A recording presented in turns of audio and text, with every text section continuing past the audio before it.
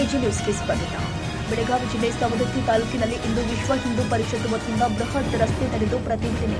ವಕ್ಫ್ನಿಂದ ರೈತರ ಜಮೀನು ಹಾಗೂ ಗುಡಿ ಮತ್ತು ಮಠಗಳ ಆಸ್ತಿ ಹಿಂದೂ ರುದ್ರಭೂಮಿ ಮತ್ತು ಸರ್ಕಾರಿ ಜಮೀನುಗಳನ್ನು ವಕ್ಫ್ ಬೋರ್ಡ್ ಮೂಲಕ ಕಬಳಿಸಿದ್ದನ್ನು ವಿರೋಧ ಮಾಡಿ ಸವದತ್ತಿ ನಗರದಲ್ಲಿ ವಿಶ್ವ ಹಿಂದೂ ಪರಿಷತ್ ವತಿಯಿಂದ ಬೃಹತ್ ರಸ್ತಾ ರೋಕೋ ಚಳವಳಿ ಪ್ರತಿಭಟನೆಯಲ್ಲಿ ಭಾರತೀಯ ಜನತಾ ಪಾರ್ಟಿ ಸವದತ್ತಿ ಮಂಡಲ ಅಧ್ಯಕ್ಷರೂ ಆದ ಶ್ರೀ ವಿರೂಪಾಕ್ಷಪ್ಪ ಕರಬಸಪ್ಪ ಮಾಮನಿ ಅವರು ಭಾಗಿಯಾಗಿ ಮಾತನಾಡಿದರು.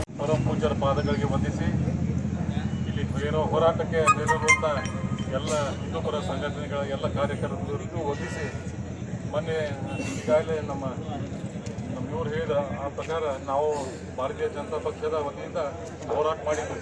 ಹೋರಾಟ ನಾವು ಮನವಿ ಕೊಟ್ಟಿದ್ವಿ. ಅವತ್ತು ನಾನು ಹೇಳಿದ್ದೆ, ನೀವೇನಾರ ಇಮಿಡಿಯೇಟ್ ನೀವು ಉತ್ತರ ಕೊಡಲಿಲ್ಲ ಅಂದರೆ ನಾವು ಎಲ್ಲ ಹಿಂದೂಪರ ಸಂಘಟನೆ ಕೂಡಿ ನಾವು ಹೋರಾಟ ಮಾಡ್ತೇವೆ ಅನ್ನುವಂಥ ಒಂದು ಎಚ್ಚರಿಕೆಯನ್ನು ನಾವು ಕೊಟ್ಟು ಬಂದಿದ್ವಿ. ಆ ರೀತಿ ಇವತ್ತು ನಾವೆಲ್ಲರೂ ಸೇರಿ ಮಾಡಾಕ್ತಿದ್ರೆ ಭಾಳ ಸಂತೋಷ. ಏನಾಗಿತ್ತು ಅಂದ್ರೆ ಕಳೆದ ಒಂದು ವಾರದಿಂದ ಒಂದು 15-20 ದಿವಸದಿಂದ ಎಲ್ಲ ರೈತರಿಗೆ ಕಸಬೀಸಿ ದುಗುಡ ನಮ್ಮ ಹೊಲ ಏನಾಗೈತಪ್ಪ ಅನ್ನುವಂಥದ್ದು ಎಲ್ಲರಿಗೂ ಅದೈತೆ. ಬಹುಶಃ ಎಲ್ಲರೂ ಇದ್ದವರು ತಮ್ಮ ಆಸ್ತಿ ಉದಾಹರಣೆಗಳನ್ನು ನೋಡಿದ್ರೆ ಏನಾಗೈತಪ್ಪ ಅನ್ನುವಂಥದ್ದು ಗೊತ್ತಾಗ್ಬೋದು.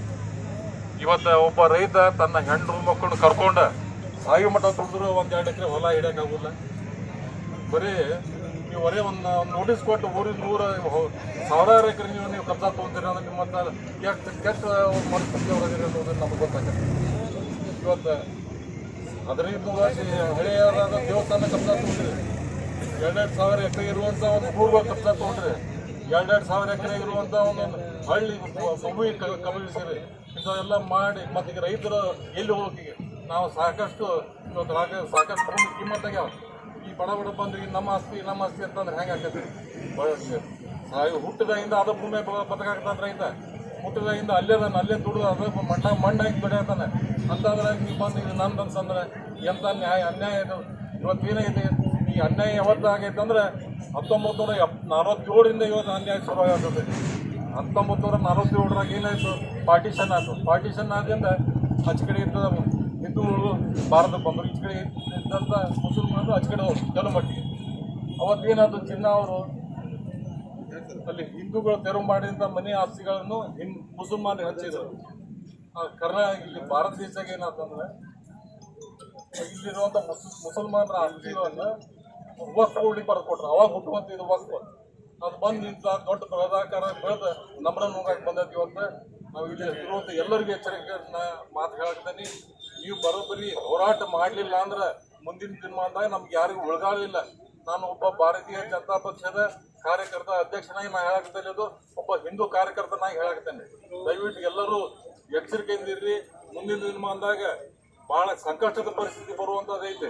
ಈ ಗುರುಗಳು ಇವತ್ತು ಹೋರಾಟ ನೇತೃತ್ವ ವಹಿಸ್ತಾರ. ಬರೀ ಇಬ್ಬರ ಗುರುಗಳು ಒಂದು ನೇತೃತ್ವ ವಹಿಸಿರಲ್ಲ, ಎಲ್ಲ ನಮ್ಮ ಗುರುಗಳು ಎಲ್ಲ ಮಠ ಮಾನ್ಯರು ಇರೋರು ಅದಕ್ಕೆ ನಮ್ಮನ್ನ ರಕ್ಷಣೆ ಮಾಡೋಕ್ಕೆ ಇರುವಂಥ ಮಠಗಳು ಅವರೆಲ್ಲರೂ ಕೂಡಿ ಹೋರಾಟ ಮಾಡಿ ಅವ್ರ ಹಿಂದೆ ನಾವು ಅದೇ ಎಲ್ಲ ಸ್ವಾಮಿಗಳು ನೇತೃತ್ವ ವಹಿಸಬೇಕು.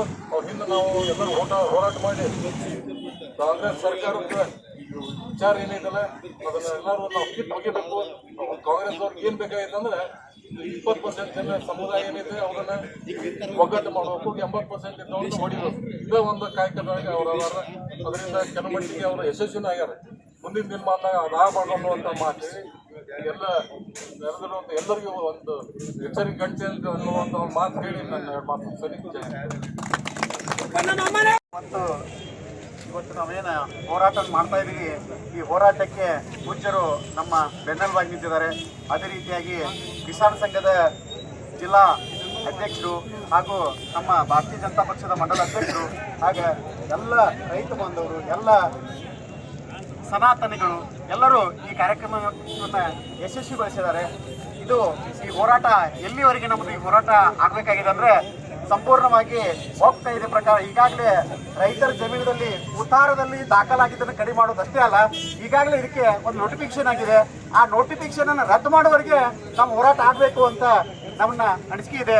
ಯಾಕಂದ್ರೆ ಆ ನೋಟಿಫಿಕೇಶನ್ ರದ್ದಾದ್ರೆ ಮಾತ್ರ ರೈತರ ಜಮೀನುಗಳು ವಾಪಸ್ ಬರ್ತವೆ. ಒಂದ್ ವೇಳೆ ಆ ನೋಟಿಫಿಕೇಶನ್ ರದ್ದಾಗಲಿಲ್ಲ ಅಂದ್ರೆ ಆ ಉತ್ತಾರದಲ್ಲಿ ತಾತ್ಕಾಲಿಕವಾಗಿ ಗೋಕಾಲದಲ್ಲಿ ರದ್ದು ಮಾಡ್ತಾರೆ, ಮತ್ತೊಬ್ಬರು ಬಂದು ಮತ್ತೆ ಅದನ್ನ ಆ ರೀತಿ ದಾಖಲು ಮಾಡುವಂತ ವ್ಯವಸ್ಥೆ ಇರ್ತದೆ. ಹೀಗಾಗಿ ಆ ನೋಟಿಫಿಕೇಶನ್ ರದ್ದಾದ್ರೆ ಮಾತ್ರ ನಮ್ಮ ರೈತರ ಜಮೀನುಗಳು ಮತ್ತೆ ನಮಗೆ ಮರಳಿ ಸಿಗೋ ಸಾಧ್ಯತೆ ಇದೆ. ಹೀಗಾಗಿ ಆ ರೈತರ ಈಗಾಗಲೇ ಏನು ವಕ್ಫ್ ನೋಟಿಫಿಕೇಶನ್ ಏನು ಮಾಡಿದೆ 1975ದಲ್ಲಿ, ಆ ನೋಟಿಫಿಕೇಶನ್ ರದ್ದಾದಾಗ ಮಾತ್ರ ನಮ್ಮ ಹೋರಾಟ ಯಶಸ್ವಿ ಆದಂಗೆ ಆಗ್ತದೆ. ಅಲ್ಲಿವರೆಗೆ ನಾವು ಹೋರಾಟ ಮಾಡೋಣ ಅಂತ ಹೇಳ್ತಾ, ಅದರ ಜೊತೆಗೆ ನಾಳೆ 12 ಬೆಳಗಾಂದಲ್ಲಿ ಸಂಜೆ 5 ಗಂಟೆಗೆ ಸಂಭಾಜಿ ಗಾರ್ಡನ್ದಲ್ಲಿ 5 ಗಂಟೆಗೆ ಇರ್ತದೆ.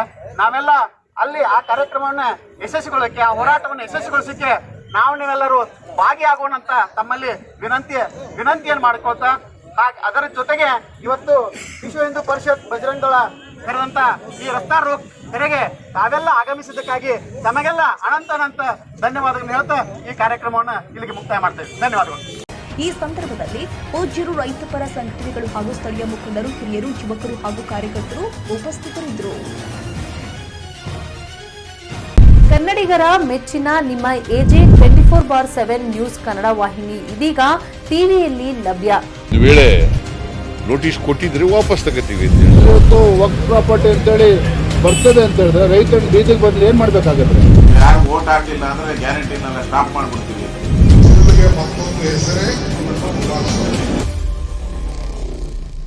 ಕರ್ನಾಟಕ ಮತ್ತು ದೇಶ ವಿದೇಶ 360 ಡಿಗ್ರಿ ಸುದ್ದಿ ಹಾಗೂ ಉತ್ತರ ಕರ್ನಾಟಕ, ಬೆಳಗಾವಿ, ಬಾಗಲಕೋಟೆ, ಧಾರವಾಡ, ಹಾವೇರಿ, ಗದಗ, ಬಿಜಾಪುರ ಜಿಲ್ಲೆಯ ಕ್ಷಣದ ವಿವರವನ್ನ ಪಡೆಯುವುದಕ್ಕೆ AJ 24/7 ನ್ಯೂಸ್ ಕನ್ನಡ ವಾಹಿನಿಯನ್ನ ಲೈಕ್ ಮಾಡಿ, ವಿಡಿಯೋಗಳನ್ನ ಶೇರ್ ಮಾಡಿ, ಕಮೆಂಟ್ ಮಾಡುವ ಮೂಲಕ ನಮ್ಮ ವಾಹಿನಿಗೆ ಸಹಕಾರ ನೀಡಿ ಮತ್ತು ಚಾನೆಲ್ ಅನ್ನ ಸಬ್ಸ್ಕ್ರೈಬ್ ಮಾಡಿ. ಧನ್ಯವಾದಗಳು.